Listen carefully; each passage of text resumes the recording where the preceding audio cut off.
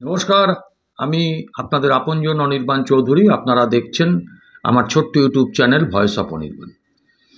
আজকের এই ভিডিওতে আমি আপনাদের সামনে একটা সত্য উদ্ঘাটন করব।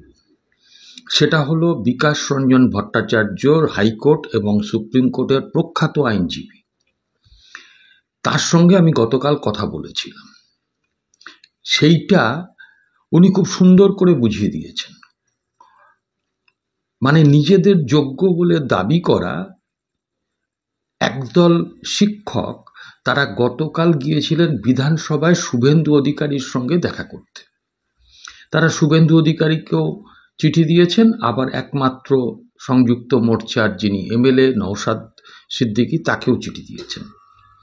শুভেন্দু অধিকারী তাদেরকে কথা দিলেন যে এই যে 1806 জনের যে তালিকাটা বেরিয়েছে দাগিদের, সেটা বাদ দিয়ে বাকিদের চাকরিতে পুনর্বহাল করার জন্য যদি রাজ্য সরকারের পক্ষ থেকে বিধানসভায় প্রস্তাব আনা হয়, তাহলে বিজেপি বিরোধী দল তারা কোনো রকম ছুতমাগ না রেখে তারা এতগুলো ছেলেমেয়ের ভবিষ্যৎকে ভেবে তারা সেই বিলের সমর্থন জানাবে এবং সর্বসম্মতিক্রমে যে বিল প্রস্তাবটা ওখান থেকে পাশ হবে বিধানসভায়, যদি এটা হয় তাহলে সেইটা সুপ্রিম কোর্টে নিয়ে গিয়ে বলতে হবে যে আমরা সর্বসম্মতিক্রমে বিধানসভায় এই প্রস্তাবটা গৃহীত হয়েছে। আপনারা এই শিক্ষকদের এই 1806 জন বাদ দিয়ে বাকি যারা শিক্ষক তাদেরকে আপনারা নিয়োগের ব্যাপারে ছাড়পত্র দিন। এটা আমার তখনই ডাউট করেছিল। দ্বিতীয়ত আমার মধ্যে আর একটা জিনিস ডাউট করেছিল, যে বলা হচ্ছিল যে এই কোট আনকোট চাকরিহারা যোগ্য শিক্ষকদের আর একটা অংশ থেকে তারা সরকারকে চিঠিও দিয়েছে যে সরকার যেন অর্ডিন্যান্স জারি করে তাদের চাকরিটার পুনর্বহালের ব্যবস্থা করে। এখন বিষয়টা হচ্ছে বিকাশ রঞ্জন ভট্টাচার্য, ফিরদৌস শামীমরা কিন্তু দাবি করছেন যে তাদের কাছে তথ্য আছে, নথি আছে। আগে তারা দেখে নিতে চাইছেন যে সরকার কি করে, বোর্ড পর্ষদ কি করে, তারপরে ওনারা সেগুলো ধরিয়ে দেবেন। তাদের কথা অনুযায়ী 6000-এর ওপরই দাগি আছে। আমার মনে হয় যে সরকার, পর্ষদ বা বোর্ড তারা অত নাম প্রকাশ করবেন না।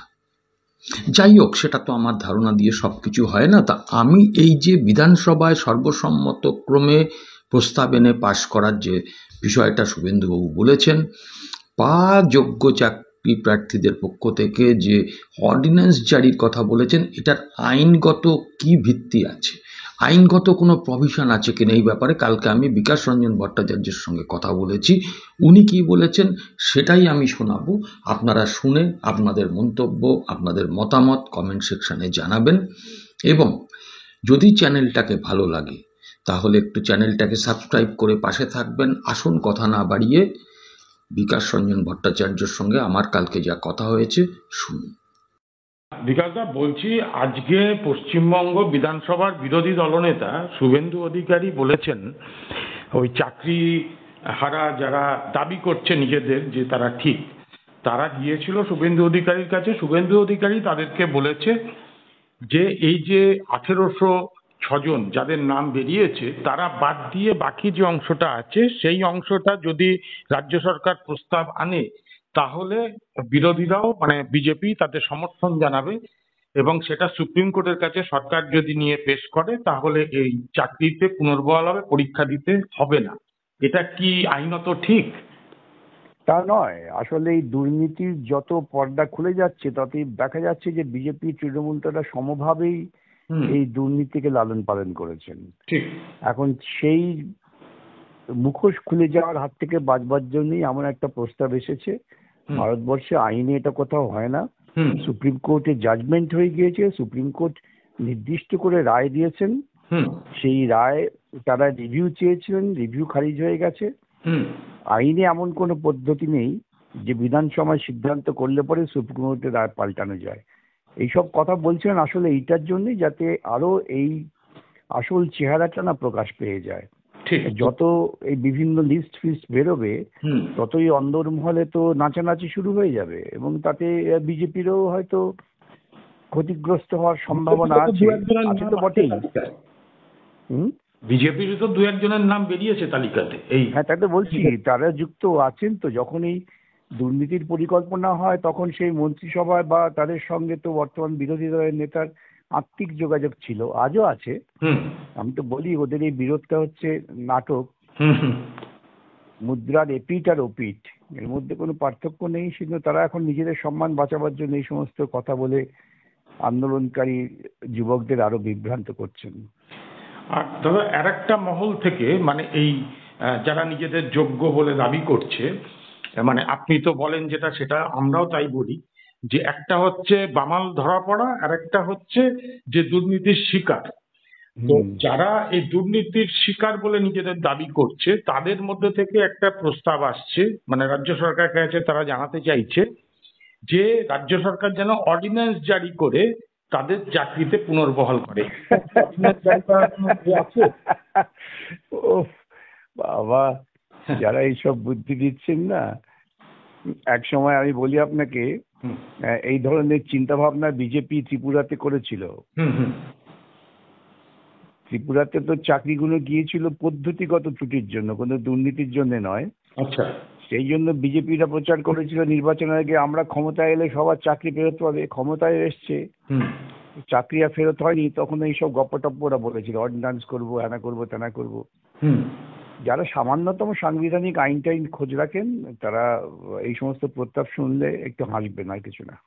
হ্যাঁ, আপনি ঠিকই বলেছেন। কারণ হচ্ছে যে আমার দর্শকদের কাছে আমরা সত্যটা তুলে ধরতে চাই, এবং আইনের ব্যাপারটা আপনি যা বোঝেন সেই জন্য আপনার কাছে এটা জিজ্ঞাসা করা। তাহলে একটাই জিনিস দাঁড়াচ্ছে দাদা, যে যাদের চাকরি সুপ্রিম কোর্ট মানে খারিজ করে দিয়েছে তাদেরকে পরীক্ষায় বসতেই হবে যদি চাকরি পেতে চায়। এটা তো আমি বহুদিন আগে পরিষ্কার করে বলে দিয়েছি।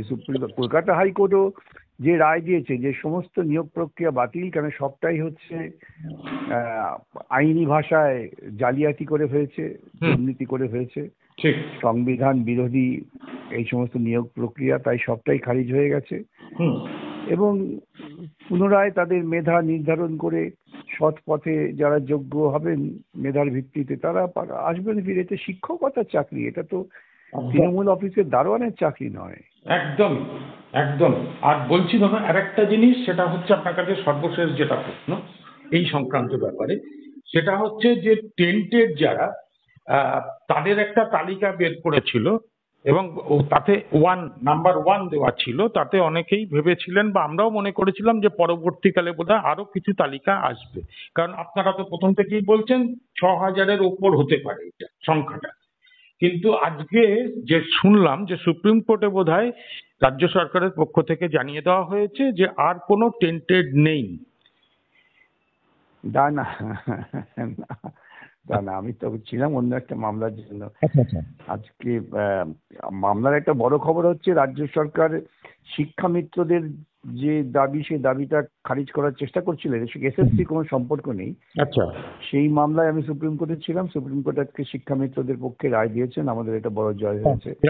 তখন আমি দেখছিলাম রাজ্য সরকারের পক্ষ থেকে বলা হয়েছে যে আমরা যে লিস্ট বার করেছি তাদের যারা চাকরি পেয়েছে, এখন দুর্নীতি প্রক্রিয়ায় চাকরি পেয়েছে চাকরি পায়নি এটা তো বিচার্য বিষয় নয়। চাকরি পেয়েছেন, পরিষ্কার বক্তব্য হচ্ছে একজনও যদি এই দুর্নীতির যে নির্দিষ্ট কতগুলো ক্যাটাগরি করে দিয়েছেন কলকাতা হাইকোর্ট এবং সুপ্রিম কোর্ট, তার সঙ্গে যুক্ত একজনও যদি পরীক্ষায় বসে তাহলে পরীক্ষা বাতিল।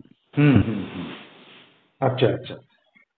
তার মানে মোটামুটি ভাবে এখনো তালিকা রাজ্য সরকারকে বের করতে হবে। আজকেও যা সুপ্রিম কোর্টের, আপনি তো নিজে দেখে এসছেন, শুনে এসছেন, সুতরাং আর কোনো বিকল্প রাস্তা নেই রাজ্য সরকার। না হয় নাকি, এদের সুপ্রিম কোর্টের রায় হয়ে গেছে, ওরা দরখাস্ত করেছে, রিভিউ করেছে, কি বাকি রেখেছে? মোটামুটি রাজ্য সরকারের কোষাগার শূন্য হয়ে গেছে মামলা করতে করতে। ঠিকই দাদা, আপনি তো আজকে দিল্লিতে ছিলেন মামলায়, কিন্তু ভাবুন। আমি এখনো দিল্লিতেই আছি। কালকে তো বোধহয় আবার একটা মামলা আছে ওই টাকা, যারা টেন্টেড তাদের টাকা ফেরত। হ্যাঁ হ্যাঁ হ্যাঁ, আপনি বলেছিলেন। আচ্ছা দাদা, বলছি যে চিন্তা করুন বিরোধী দলের নেতা তিনি এবং রাজ্য সরকারের মুখ্যমন্ত্রী, এরা সবাই এই বেকার যুবকদের নিয়ে ফুটবল খেলছে। সস্তা রাজনৈতিক খেলা খেলছে, মানে এটা তো খুবই ন্যক্কারজনক ঘটনা। আর বটেই তো। এবং সেই যারা মানে শিক্ষক চাকরি হারিয়েছেন, সে বামাল সহ ধরা পড়ুক না পড়ুক, মানে সবটাই তো ফিসি, কিন্তু এতে দেখছি আমরা যে তাদের তো এখন ফুটবলের মতন অবস্থা হয়েছে। তার মানে তাদেরকে পরীক্ষা শেষ অবধি দিতে হবে, তাই তো?